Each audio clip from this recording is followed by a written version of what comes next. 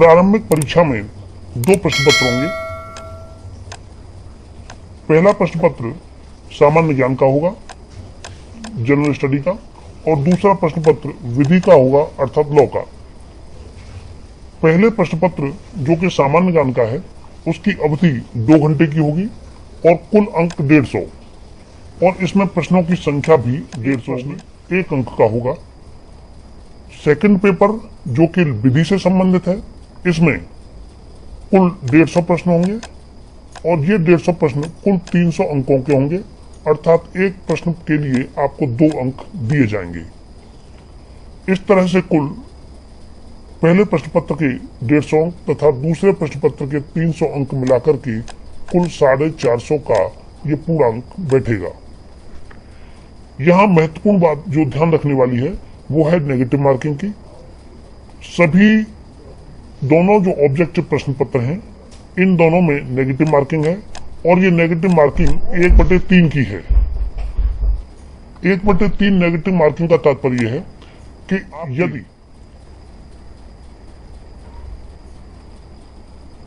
यदि आप 3 प्रश्न गलत कर देते हैं तो आपका एक सही प्रश्न चला जाएगा, अर्थात 0.33 की नेगेटिव मार्किंग है। पुनः समझ लीजिए, यदि आप 3 प्रश्न गलत करते हैं तो एक सही प्रश्न आपका काट दिया जाएगा। यहाँ नेगेटिव मार्किंग है तो इस बात का आपको विशेष ध्यान रखना है कि प्रश्नों को गलत कम करें।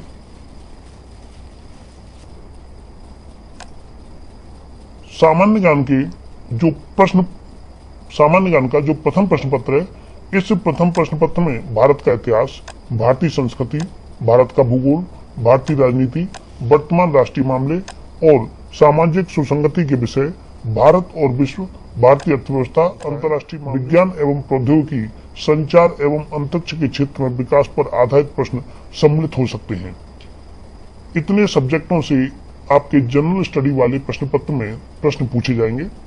इन प्रश्न पत्रों में प्रश्नों की प्रकृति और स्तर ऐसा होगा कि एक सुशिक्षित व्यक्ति बिना किसी विशिष्ट अध्ययन के उनके उत्तर दे सकने में सक्षम होगा। अब हम बात करते हैं सेकंड पेपर की। सेकंड पेपर लॉ से संबंधित है और इसमें कुल 150 प्रश्न होंगे जिनकी कुल अंक संख्या 300 होगी।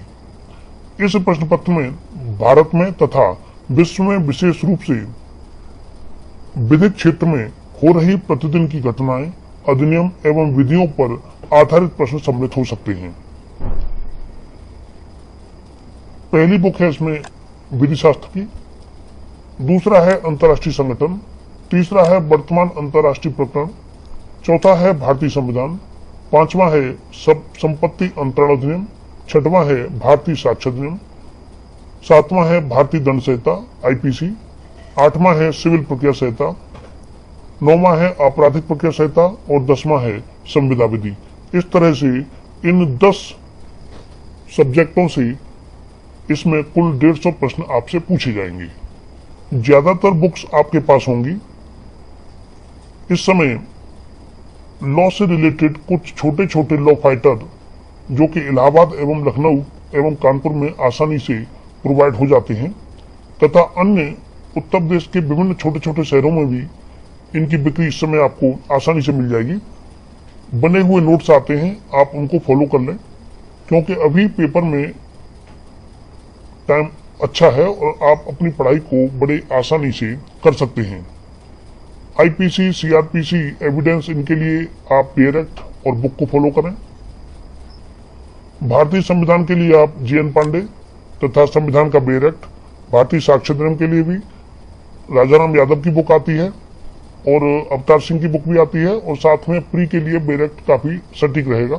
लेकिन आप मुख्य परीक्षा के हिसाब से अपनी पढ़ाई को फॉलो करते चलें। देखिए, OMR सीट के संबंध में यहाँ बिंदु क्रमांक 23 पर लिखा हुआ है, OMR आंसर सीट की सभी प्रविष्टियां सही भरें। इन्हें रिक्त छोड़ने अथवा त्रुटिपूर्ण भरने की स्थिति में OMR आंसर सीट का मूल्यांकन नहीं किया जाएगा, जिसके लिए अभ्यर्थी स्वयं उत्तरदायी होगा। उत्तर पत्रक में भरी गई सूचना को व्हाइटनर, ब्लेड अथवा रबड़ आदि से मिटाया नहीं जाएगा। OMR आंसर शीट 2 प्रतियों में, एक मूल प्रति तथा दूसरी अभ्यर्थी की प्रति रहेगी। परीक्षा समाप्ति के पश्चात अभ्यर्थी OMR आंसर शीट की मूल प्रति अंतर निरीक्षक को सौंपेंगे तथा अभ्यर्थी प्रति अपने साथ ले जाएंगे। प्रारंभिक परीक्षा के वस्तुनिष्ठ प्रकारक प्रश्नोत्तरों का प्रश्न पत्रों में गलत उत्तर का दंड नेगेटिव मार्किंग की व्यवस्था लागू की गई है, जिसमें प्रत्येक प्रश्न के लिए 4 वैकल्पिक उत्तर दिए जाएंगे तथा उम्मीदवार द्वारा प्रत्येक प्रश्न के लिए दिए गए एक गलत उत्तर के लिए प्रश्न हेतु नियत किए गए अंकों का 1/3 अर्थात 0.33 दंड के रूप में काटा जाएगा। यदि कोई भी उम्मीदवार एक से अधिक उत्तर देता है तो उसे गलत उत्तर माना जाएगा। यद्यपि दिए गए उत्तरों में से एक उत्तर सही होता है, फिर भी इस प्रश्न के लिए उपयुक्त उत्तरानुसार ही उसी तरह का दंड दिया जाएगा। यदि उम्मीदवार द्वारा कोई भी प्रश्न हल नहीं किया गया है, अर्थात उम्मीदवार द्वारा उत्तर नहीं दिया गया है, तो उस प्रश्न के लिए कोई भी दंड नहीं दिया जाएगा।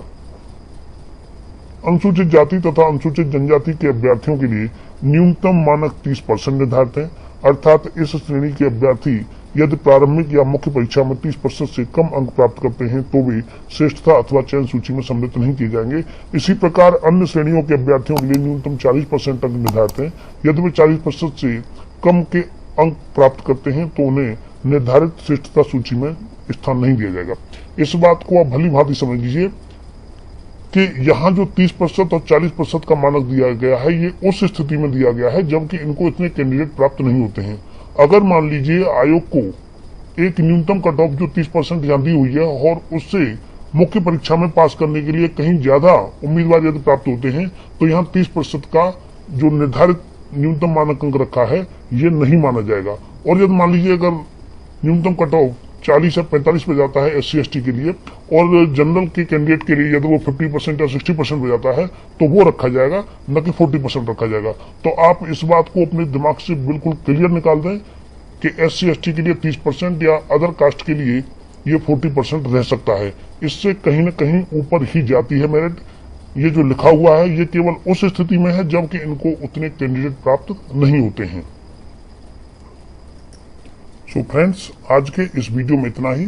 इससे आगे के वीडियो में हम मुख्य परीक्षा से संबंधित जानकारी प्राप्त करेंगे। So thank you for watching.